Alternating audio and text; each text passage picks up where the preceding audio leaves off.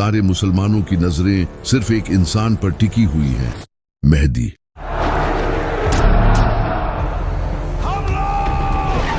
इमाम मेहदी आखिर किस तरह आज की इस दुनिया में आकर दुनिया की सुपर पावर्स का सामना करेंगे, तो चलिए जानते हैं।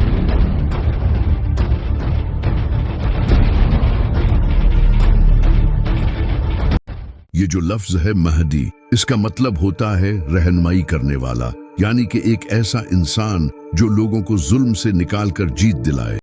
हजरत ईसा अलैहिस्सलाम के नज़ूल को मानते हैं, जिन्हें मुसलमान भी मानते हैं, तो ये मसीहा का कॉन्सेप्ट हर मजहब में मौजूद है। और इस्लाम में भी इमाम मेहदी का कॉन्सेप्ट खुद बनाया नहीं गया, बल्कि ये सही हदीसों में मौजूद है। यहाँ तक कि अमेरिका का प्रेसिडेंट जो बाइडेन भी इमाम मेहदी के बारे में जानता है। I didn't know the difference that existed. I didn't know what the hidden imam. I didn't know what the hidden imam. I didn't know what the hidden imam. और Netanyahu भी ये जानता है कि मुसलमान दोबारा से खिलाफत कायम करेंगे। They don't want any Western presence here, and guess what? Increasingly, they don't want any Western presence here either.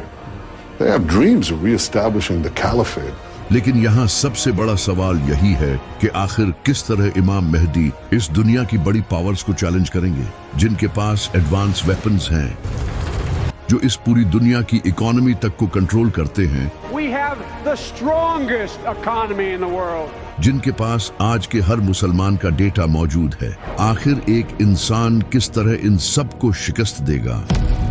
भी एक इंसान काबा के पास आएगा, जहां कुछ लोग उसकी बैत करेंगे, और ये 313 लोग होंगे जो दुनिया के डिफरेंट इलाकों से सफर करके आएंगे। जिस तरह इस्लाम की सबसे पहली जंगे बद्र में भी सिर्फ 313 मुसलमान थे, जिसके बाद इस्लाम का एक नया चैप्टर शुरू हुआ, इसी तरह इमाम मेहदी के साथ भी उनके 313 खास साथी होंगे जो नेक, इंटेलिजेंट, स्ट्रॉन्ग और परहेजगार होंगे। और कई अहादीस में आता है कि वो ऐसे लोग होंगे जिन्हें दुनिया में कोई नहीं जानता होगा, लेकिन अल्लाह के नजदीक इनका बड़ा मुकाम होगा।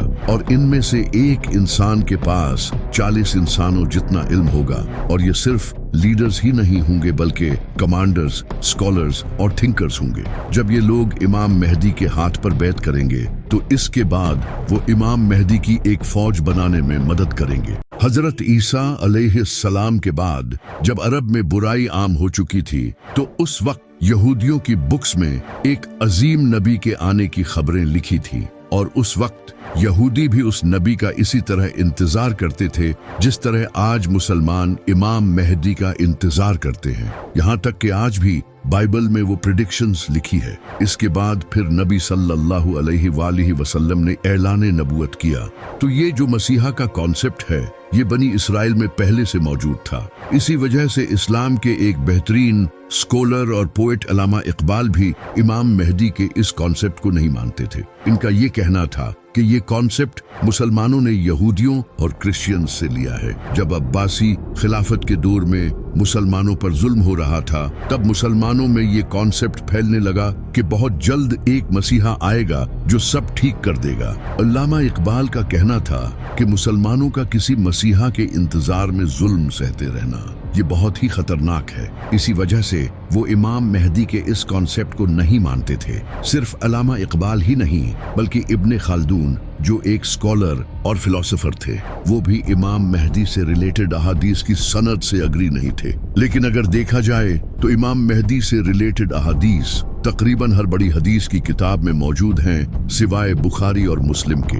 सुन्नी और शिया दोनों किताबों में कई अहादीस मौजूद हैं, वो भी बिल्कुल सही सनद के साथ। सिर्फ इस्लाम ही नहीं, बल्कि दुनिया के आज हर बड़े मजहब की किताबों में एक मसीहा के आने की प्रेडिक्शंस मौजूद है। जैसा कि मेसोपोटामिया में एक चरवाहे का जिक्र मौजूद है जो कि मसीहा होगा, और इजिप्ट में एक ओसिरिस नाम के इंसान का जिक्र है जो कि जमीन को दोबारा जिंदा करेगा।